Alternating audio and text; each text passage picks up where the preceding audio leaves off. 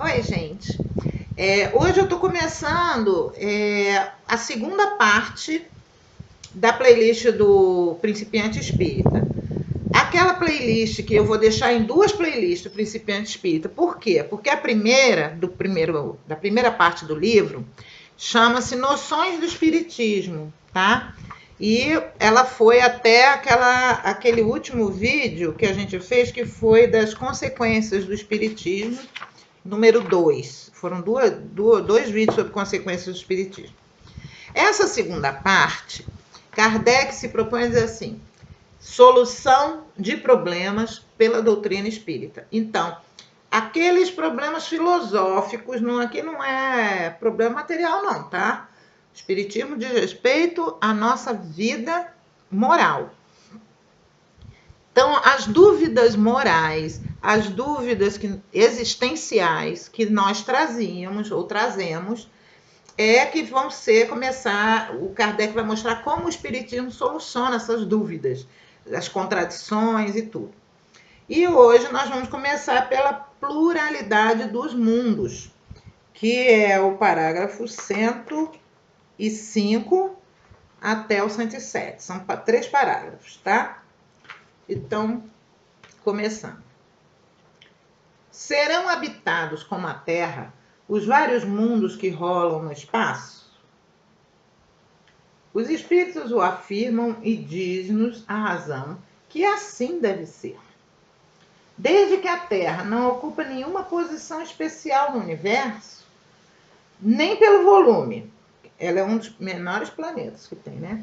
Nem pela posição relativa, ou seja, o terceiro planeta do sistema solar dentro de uma galáxia, né, que é a Via Láctea imensa. Nosso Sol também não é o maior.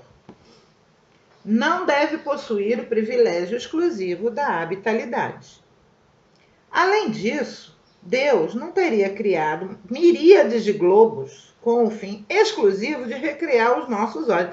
É muita pretensão do ser humano achar que só ele que está aqui, né? Que Deus criou todo um universo só para a gente ficar olhando de noite, né? Sonhando com as estrelas cadentes. Não é muita pretensão do ser humano. A gente se acha muita areia, né? Nesse caminhão do universo. Então, eles colocam, falando de Espírito da Verdade, vai dizer assim, menos, espera aí, diminui aí um pouquinho. Além disso, Deus não teria criado miríades de globos com o fim exclusivo de recriar os nossos olhos. Tanto mais quanto é certo que a maioria desses globos se acha fora do nosso alcance visual. Gente, quando Kardec fez esse livro, foi século XIX, gente. Século XIX não tinha Hubble. Não tinha esses ônibus espaciais, esses observatórios, esses telescópios maravilhosos que estão viajando aí no universo. Não se falava em buraco negro, em multiverso em vez de universo. Vejam bem como Kardec é atual. Ainda se questiona. Eu vejo porque tem uma médium chamada Mônica de Medeiros, que ela faz várias palestras e ela diz que ela ela canaliza uma extraterrestre das Pleiades, chamada Sheiliana. E ela é mais ou menos assim, tipo, execrada pelos espíritas. Eu sinceramente, eu evito comentar certas coisas. Por quê? Porque eu não repilo as coisas logo de cara. Muito embora algumas coisas me pareçam uma certa viajada na maionese, eu digo assim, e se isso for verdade? Não sou eu que estou sendo a conservadora renitente que se nega a aceitar o novo? Então eu faço assim, eu boto na geladeira. Eu absorvo aquele ensinamento, digo assim, ela está dizendo isso, isso, isso. Isso tem fundamento com outras coisas? Sim, estamos vendo aqui. Kardec diz que existem, né? A Falando de Verdade responde isso a ele. Existem outros mundos habitados. Então, por que não esses mundos não poderiam entrar em contato conosco, né? Ah, mas só mais avançado? Não. Pode ser mundos até no mesmo quilate que o nosso. Ou a gente pensa que a gente é muito evoluído, hein? A gente não é, não. Não é mesmo? Se a gente faz experiência com rato, não é? Por que que um ser inteligentíssimo não pode vir aqui, chipar a gente, fazer pesquisa genética, fazer um monte de teste de abdução, essas coisas todas? Não é? Se a gente pensar com esta lógica, não é nada de absurdo e não está contra a doutrina, não é? A gente é que normalmente se acha o bambambam da espécie, não é não. Nós somos, de todas as espécies que habitam o globo, talvez a mais virulenta, para não dizer um termo pior, né? Nós somos a que mais destrói, a mais destrutiva, né? A gente destrói a natureza de todas as formas. A gente desrespeita, a gente se acha fora dessa criação toda. Que isso tudo está aí para nos satisfazer, que nem a gente acha que o céu está lá para a gente ficar olhando estrelinha, né? Então não é assim. Vamos nos colocar no nosso devido lugar. Nós somos animais. Nós pertencemos ao reino animal. E não temos o raciocínio só para nos locupletarmos das coisas. Nós temos o raciocínio para ajudar e guiar os outros reinos, o mineral, o vegetal e o animal. Nós somos parte de um todo da criação. A matéria que me faz é a mesma matéria que faz os outros. Só muda a combinação das células, das moléculas. Certo? E Kardec já sabia disso em 1860 e alguma coisa. Não vou olhar aqui agora não, porque eu já estou perdendo tempo demais falando aqui. E sem deixar Kardec falar, né? Eu não sei de quando é esse livro, não. Em algum lugar deve ter. Depois a gente avisa. Ele remete, para essa pergunta 105, ele remete o Livro dos Espíritos, número 55, tá? A pergunta 55 do Livro dos Espíritos. Ele remete também para a Revista Espírita, para o primeiro volume, tá? Pluralidade dos Mundos. Então, quem quiser se aprofundar, porque não se esqueça que é o principiante espírita. Então, é um primeiro, digamos assim, a sementinha que a gente está jogando para você entender que o espiritismo não é o que se costuma dizer, tá? E aí você diz assim, será? Parece lógico, deixa eu pesquisar isso. Aí você vai lá. Livro dos Espíritos, número 55, onde a Falange destrincha um pouco mais isso aqui. Revista Espírita, volume 1, Pluralidade dos Mundos. Onde, o que é a Revista Espírita? É uma coletânea em que o Kardec coloca ali os estudos que eram realizados pela Sociedade de Paris, tá? Então, tudo que está naquela Revista Espírita são assim, era aquilo que mais atual que o Kardec tinha na mão. Pergunta 106. Se esses mundos são habitados, seus habitantes serão em tudo semelhantes a nós da Terra? Por outras palavras, poderiam viver entre nós e nós entre eles? Aí a Falange responde. A forma geral poderia ser mais ou menos a mesma. Entretanto, o organismo deve ser adaptado ao meio onde há de viver. Do mesmo modo que os peixes o são para viver na água e os pássaros no ar. Se o meio for diferente, e tudo leva a crer que o seja, conforme parece demonstrado pelas observações astronômicas, imagina, observações astronômicas 1800, diferente deve ser a organização. O que ele está deixando bem claro aqui, e que a gente persiste nesse erro, procura-se vida baseada na molécula de carbono, né? Então, se, por exemplo, num determinado planeta, a molécula de cloro for a base da vida, nós não vamos estar aptos a viver lá, né? A mesma coisa, por que a gente quer seres humanos iguais a nós?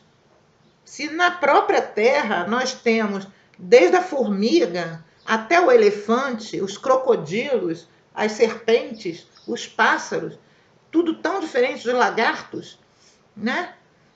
tigres, felinos e canídeos. Gente, é tão diversa. Uma árvore do lado da outra não são iguais. Por que a gente acha que nos outros mundos terá uma cópia daqui? Se aqui mesmo nada é copiado, todo mundo é diferente. A diversidade é a marca de Deus, né? Nem os gêmeos são iguais. Cada um tem uma íris, cada um tem uma impressão digital.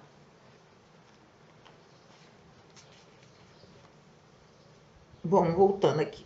Se o meio for diferente, e tudo leva a crer que o seja, conforme parece demonstrado pelas observações astronômicas, diferente deve ser a organização.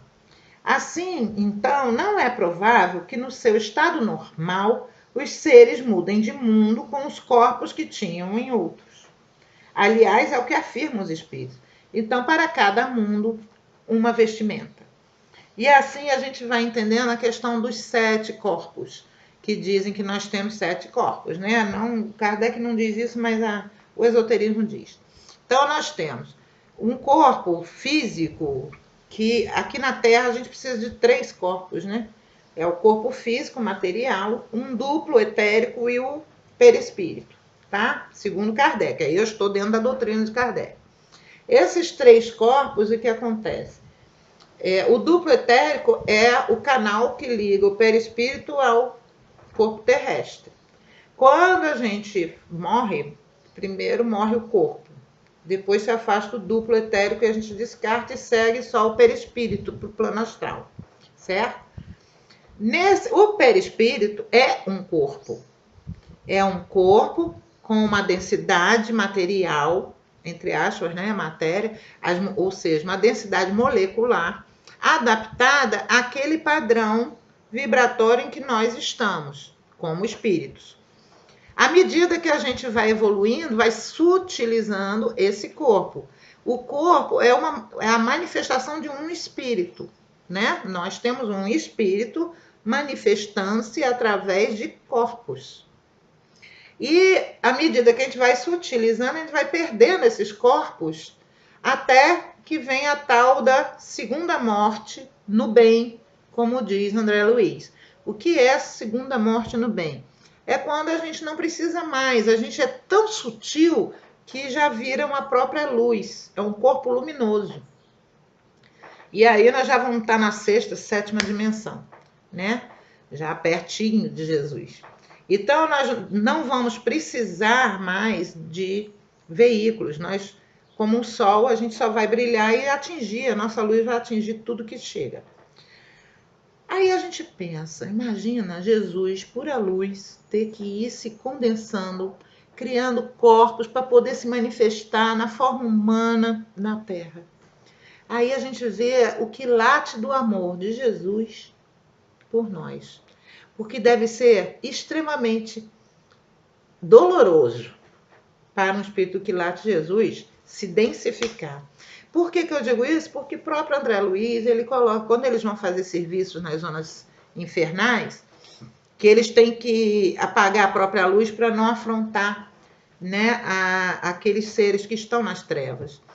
Então, eles fazem um trabalho mental de densificação da sua forma.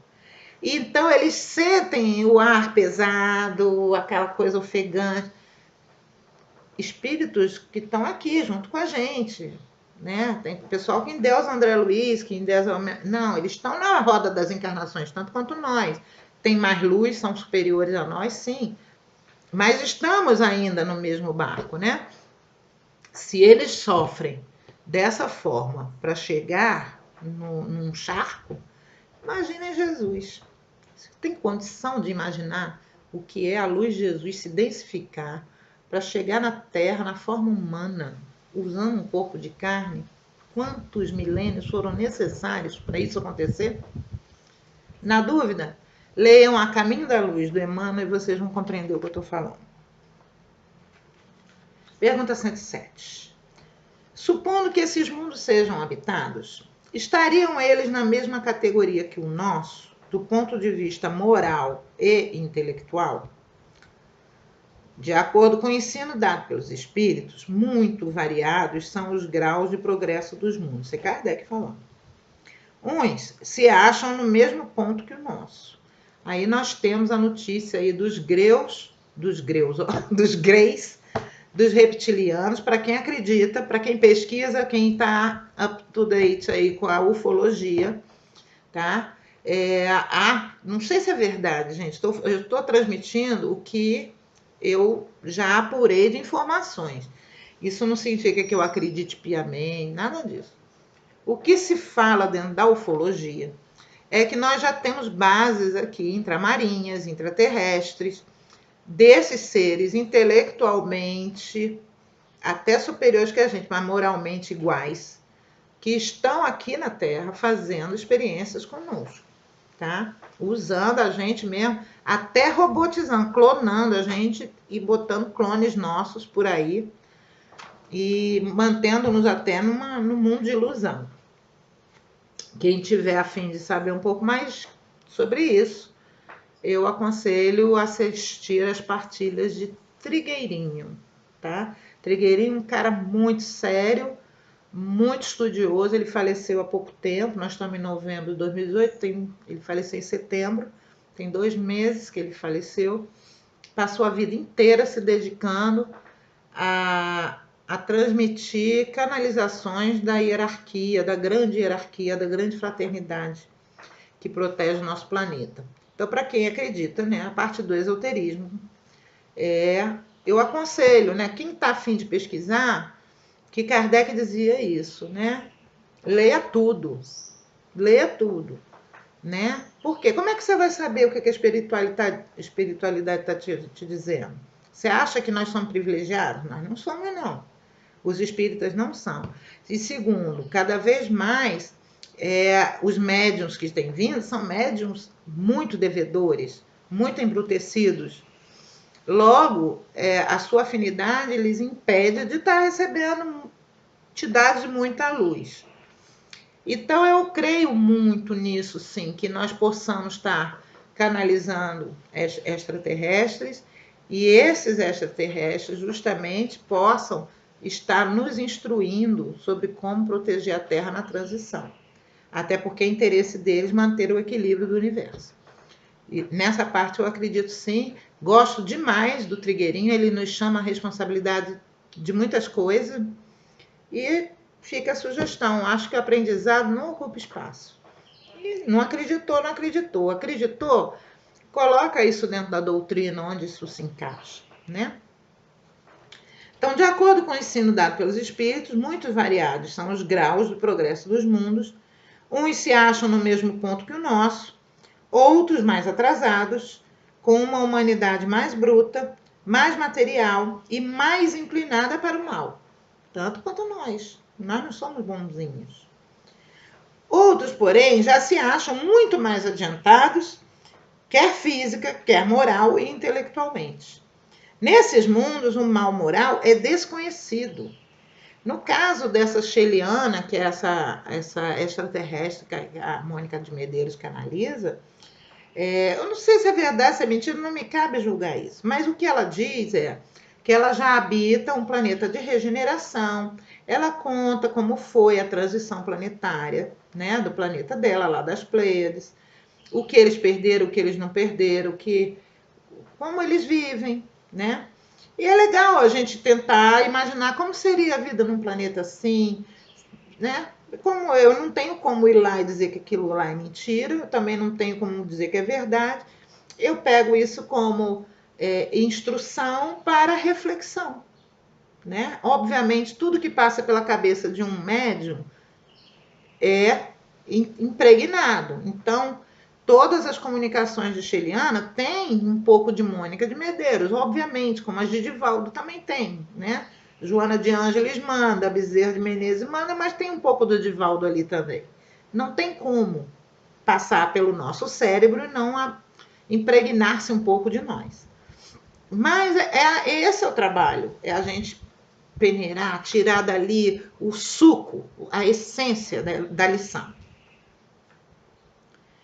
Nesses mundos, o mal moral é desconhecido. As ciências e as artes já atingiram um grau de perfeição que não nos é dado compreender. Ciências e artes. Vamos ver bem a questão das artes. Que aqui no mundo, hoje em dia, né? Então, as ciências exatas já atingiram um grau de perfeição que não nos é dado compreender. Sua organização física, menos material, não se acha sujeita ao sofrimento e às enfermidades. Olha aí a regeneração. Aí os homens vivem em paz, não procuram prejudicar seus semelhantes, estão livres dos desgostos. Ai, meu Deus, isso deve ser muito bom, né? Estão livres de cuidados, aflição, necessidades que nos preocupam aqui na Terra. Ou seja, não há perigo. Você imagina o que é viver sem perigo? Nossa humanidade não tem capacidade de apreender o que seria uma humanidade vivendo sem perigo. Basta recorrer às teorias de filosofia de todos os iluministas, né? Uns diziam que o homem era bom por natureza, a sociedade o corrompia. Outros dizem, não, o homem é egoísta por natureza e por isso é preciso que venha um Leviatã que garanta a segurança da coletividade, né? Então, é tão impossível a gente imaginar uma coletividade sem medo, uma coletividade sem perigo, sem cuidado, né? Mas é bom sonhar que exista. Finalmente, existem mundos ainda mais adiantados, nos quais o envoltório corporal é quase fluídico e se aproxima sempre mais da natureza angélica. Na série gradativa dos mundos, o nosso não ocupa o primeiro, mas também não ocupa o último lugar. É um dos mais materializados e dos mais atrasados. Então, aqui o Kardec remete para a Revista Espírita do ano de 1858, páginas 68, 113 e 236. Ele também manda para a Revista Espírita de 1860, páginas 317, 319 e 321. E, por último, ele manda para o Evangelho segundo o Espiritismo, capítulo 3. E aí a gente vai e tem também um pouco mais do meu reino não é deste mundo. Que Jesus não está impregnado da nossa maldade, do nosso atraso, da nossa brutalidade, da nossa ignorância. E isso só aumenta o amor pelo trabalho, pela mensagem, por tudo que Jesus trouxe para a gente, pela caridade que Jesus faz por nós e tentar nos adiantar para que nós possamos habitar e transformar a Terra num mundo feliz. Fica essa mensagem do principiante espírita de hoje. Até a semana que vem, se Deus quiser. Um beijo da Lelê para todos.